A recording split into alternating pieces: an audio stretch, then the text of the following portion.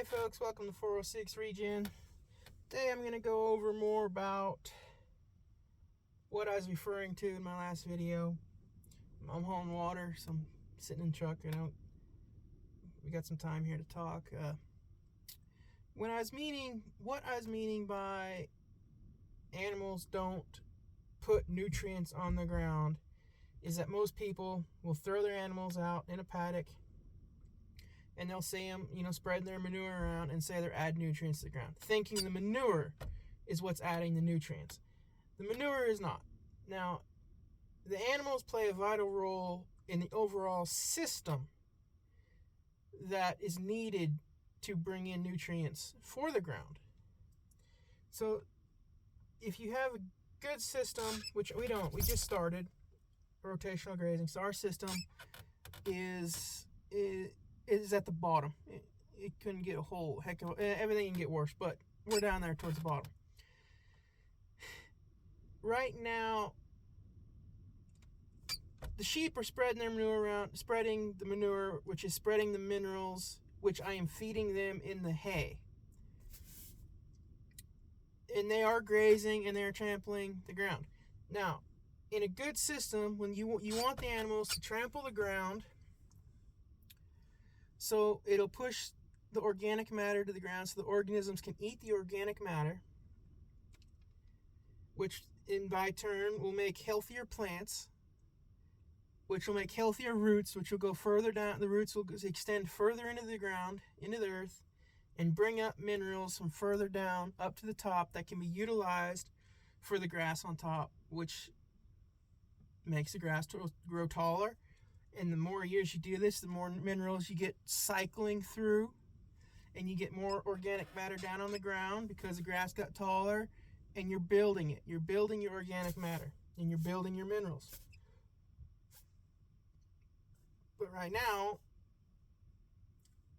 I'm at the very bottom of that building, and I'll get there. The place will get there, and I'm not very good at getting my points across. Kind of introvert, so talking is, I can think things out pretty good and then try to talk, and then, well, I should have explained it different, or and that's everybody, I suppose, about explaining things until you get really good at it. So what I was meaning was, for 90% of people out there that haven't looked into the regen movement and haven't got going on this journey yet, when I said the animals don't put nutrients on the ground, they're not adding nutrients to the ground when they're grazing the ground,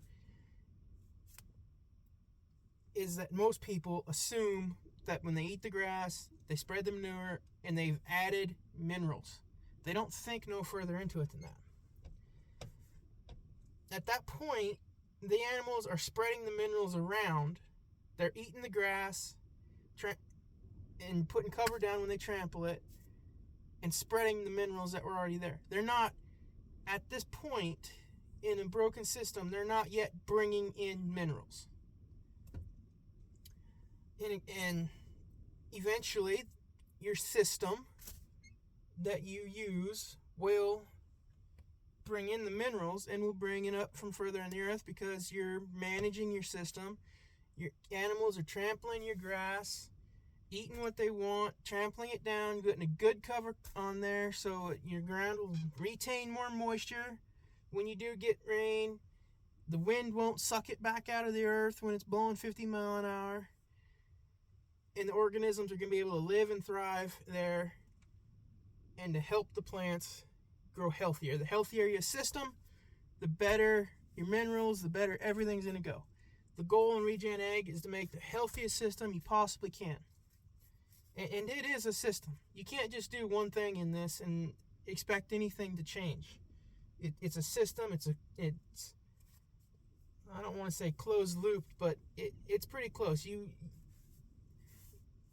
more you mess with Mother Nature and the system, the more chances of it going awry and you not knowing what's going on. You want the system to be thriving on the nutrients, because Well, kind of go on a tangent here, I guess. This is what I mean. I'm not a very good talker, I suppose, but the healthier your plants are, the faster and healthier your animals are going to be. So, like up here in Montana, people are calving. It is now February. Just got through a 30 below weather. People are dropping calves. Their excuse is, if they're not farmers, if they're a farmer, their excuse is, well, they need to be calving now so they can be in the fields in the spring. If they're ranchers, they need to be calving now so the animals have more weight come fall. And I've asked this question a few times, and no rancher's ever been able to answer it when I ask them, so what's the weight difference? Sorry about that, folks. I had to remove the truck. Where is that? All right. Okay. What's the weight difference between a calf that's born in February and has had all season to grow to a calf that is born in May and goes to sale barn the same day? What's the value difference? Now, in the wintertime, you got to keep in mind, you're going to have a higher death toll. Your calves you're going to have higher death toll. They're going to freeze. You're going to get docked at the sale barn for frozen eyes, frozen ears, and frozen tails. So that's all money that you're losing. Now, depending on your death toll in the winter, not to mention your labor, if you don't have a very good death toll, that means you got a lot of facilities that you need to keep the animals in. You need to be able to move those cows, clean the facility out all the time so they don't get diseases, because there's death toll. To a place that's on a very good system, which I don't have. Someone would have to call Gabe Brown and ask him what his cows weigh come the end of sale barn time, which most of his don't go to sale barn because he's not in that market. But I firmly believe a good system, a well-built system where everything is flowing right, that calf that's born in May will outperform the calf that's born in February. No one has ever been able to answer that question for me. And I've talked to a few big ranchers, and I asked them, like, so what's your loss of money in the winter? What's that add up to? And what would it be if you switch your calving to early spring? Because, folks, February, it's not spring. And raise them that way. And their excuse is always, well, they're just not going to weigh up. Okay. But that weight difference, if all that docking for the pay and all the death toll of your calves, how much weight did you lose on those calves because they didn't make it? So it needs a well-built system. And when you're first starting out, you don't have a well-built system. The minerals in the ground is there. They're just not able to be utilized until you get your system flowing and working. And it don't take long, folks. Growing up, people used to say you can never build an inch of topsoil. Not in your lifetime could you build an inch of topsoil. And that's wrong. It don't take very long. If you do the system right and you stick to the principles of it, it's good. Guess I'm kind of going off on my own thing here again, I guess. But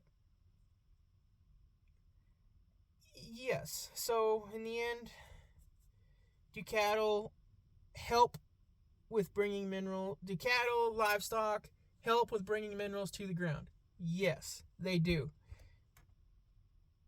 It's not,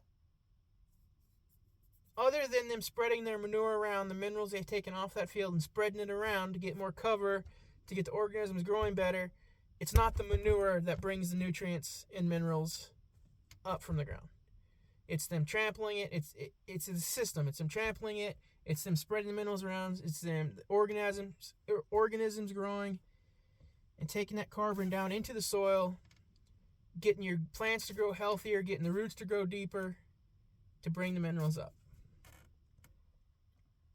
So, alrighty, folks. I guess that's kind of it for today. The 2 comments I had on my previous video, it's awesome. Go check them out at the Burkle Farm in George Heller. They're regen guys that are doing this, and they're ahead of me, so I'm learning from them. And that's what this is kind of what we want to build in the community, is to be able to learn from people and teach people coming into it, open people's eyes to it, and help each other out. You know, if everybody helps everybody out on this regen thing, it'll be good and everybody will be better. Have a good one.